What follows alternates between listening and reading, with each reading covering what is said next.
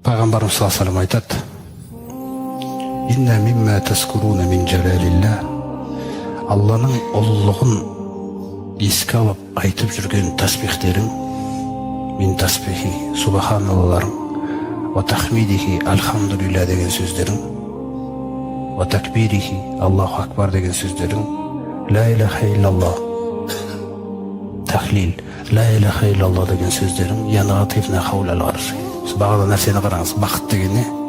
Субханаллах, субханаллах, атаға нәсіп етті, ықыласпен, ықылас аман болса, аршыға өтіп кетеді дейді. Сөйтіп аршыны айналдырады дейді, аталарды тауап жасайды. Біз қағбаны тауап жасағандай.